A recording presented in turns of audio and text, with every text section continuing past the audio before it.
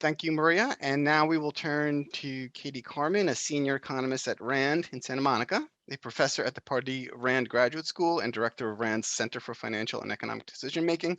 Her research focuses on behavioral economics, health economics, and public economics, and she's currently studying financial decisions and financial well-being. And I see she has her slides up, so as long as we can hear you, you're good to go, Katie. Can you hear me? We can. All right, excellent.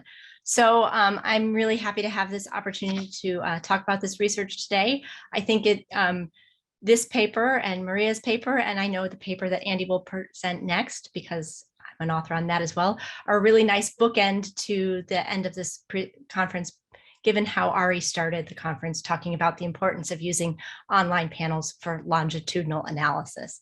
So this work is co-authored with a number of my colleagues at RAND, and we'd like to thank the Robert Wood Johnson Foundation for supporting our research.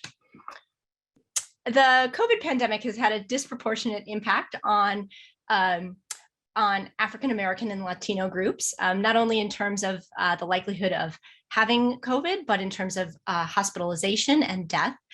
And this inequity is not news to people who study health and public health, nor is it limited to COVID-19. But it is something that we don't really know how much the public understands. And without public understanding of disproportionate impacts and systemic racism, it's hard to imagine public support for policies that are really designed to address inequity. So that may be changing. The events of 2020 brought evidence of widespread inequities in health, education, justice, and housing. And this is now regularly discussed in the mainstream media in the context of COVID-19, and in particular with the protests that were surrounding the death of George Floyd in 2020.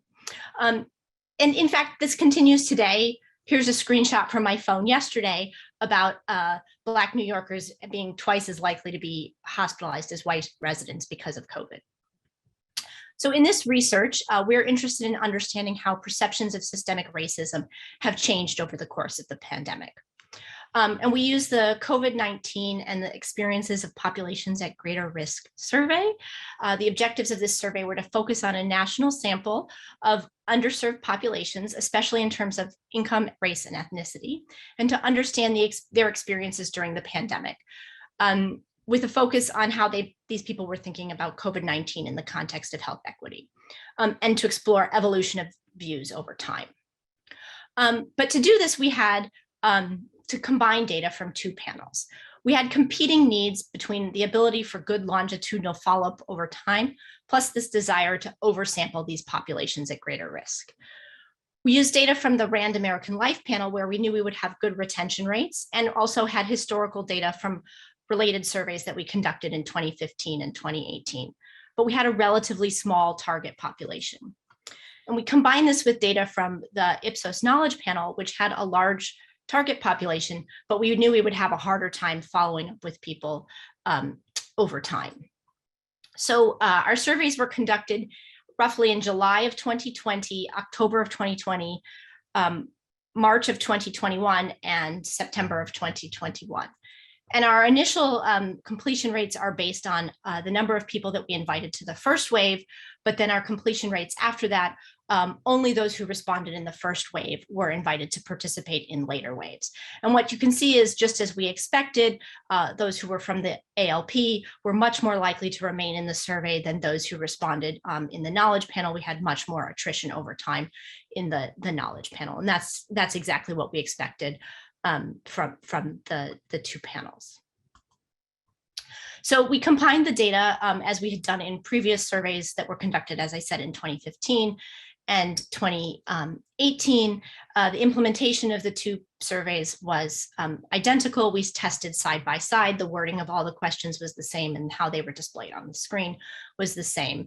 And then we created weights to match the distribution of the characteristics with the combined data to the 2019 current population survey, because that was most closely matched to the time when the people were selected for our sample. We limited this to non-Hispanic white households with income under $150,000 per year, which roughly related to households who would be eligible for stimulus funds, Black, Hispanic, Asian households with any income. So those who are more likely to be vulnerable during the COVID-19 pandemic. In 2015, we did a lot of analysis to try to test the combining of these two panels and generally found no differences across the two panels. So the main survey question that I'm going to focus on today is a question using a Likert scale. Racism is a major public health crisis, focusing on people who strongly or somewhat agree. This is a question that people who study public health and equity in public health would all strongly agree to.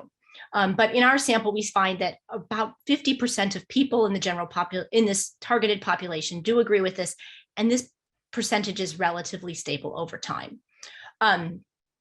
This holds also for other questions in our survey about systemic racism. But because we have longitudinal data, we can do much more than just look at this repeated measurement of the average over time. So we focus on this dichotomized variable, and we created an indicator for people who had any change over time in their views relative to no change at all. And we created indicators for moving towards recognizing racism as a public health crisis, moving away from recognizing racism as a public health crisis. And then within that, people who had movement that was more frequent. So they moved up and down or down and up. And what we found was that a third of people in the sample had views that changed at some point during our 4 waves. This is roughly equally split between those who move towards recognizing racism as a public health crisis and move away from recognizing racism as a public health crisis. And each of those groups are roughly equally split between those whose movements are consistently moving in one direction and those whose movements are whose views are changing more frequently over time.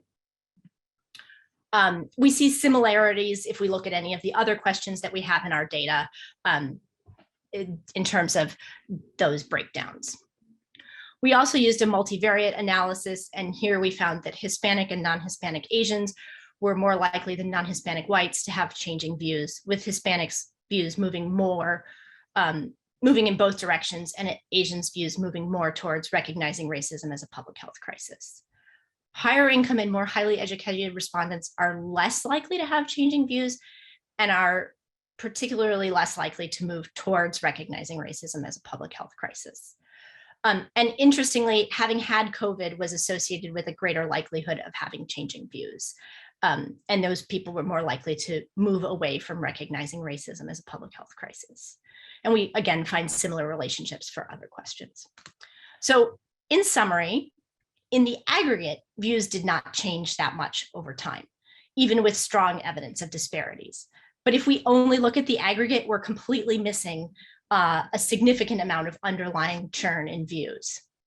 And this is more common among people of color and low-income households and people who have had COVID.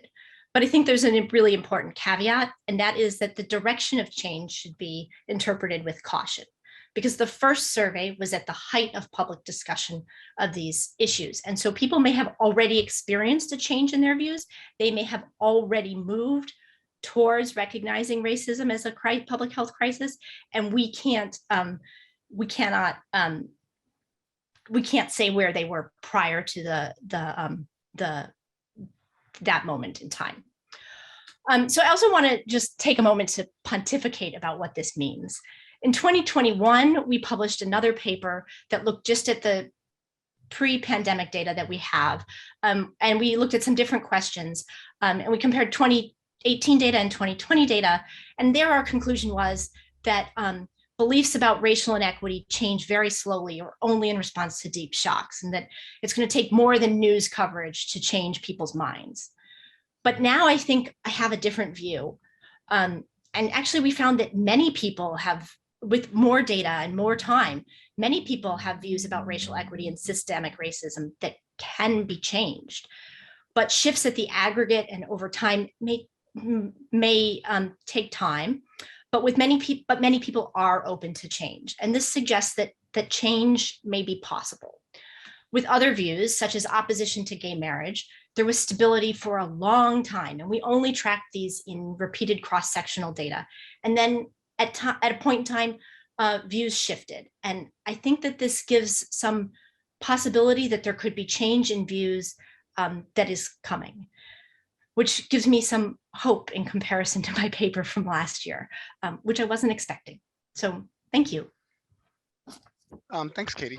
Really interesting stuff. I don't see any questions in the chat, but I'll open it up to the floor to see if there's any questions of clarification. Just hop in if you have one, because I can't see all the hands. So how do you distinguish between like actual change from just, maybe someone wasn't really paying attention the first time they answered the survey or things like that? I think that's a good question. So I think that one issue is that we actually see this across all of the questions that we have. And in some additional analysis that we're doing, we are looking at an index that we created where we combined all of the questions into a score. And we see the same thing when we look at this combination of all of the combined questions. So you might expect to see this with one question, they weren't paying attention, but when we see this consistently across 10 questions across 4 waves of data, it suggests that it's more than just, I wasn't paying attention this time. Thank you. It's a great question, though. Looks like Maria has a question. I have a question, yeah. So I was wondering, so this is during 2020 and 2021, right? Yes. So the perception of the pandemic also kind of shifted during this time. And I'm wondering, like, in terms of salience in people's minds, do you control for, incidence rates or anything related to the pandemic? To see, maybe they see this question and they think of different things, depending on how they feel about the state of the pandemic and the crisis. Yes, this question, I cannot do the same thing, but we have a couple of questions that we can do with a nationally representative sample where we can also look at people from 2018. And we see sort of similar results when we use pre-pandemic data and 2 points in time during the pandemic. These views, which look really, really flat, they actually are moving quite a bit. And this result is really stable across like different groups and different time periods. So I think that's true. I see a question in the chat also about differences by age and generational cohort. There are no differences in this particular aspect by age and generational cohort. All right, thanks. And we'll have some time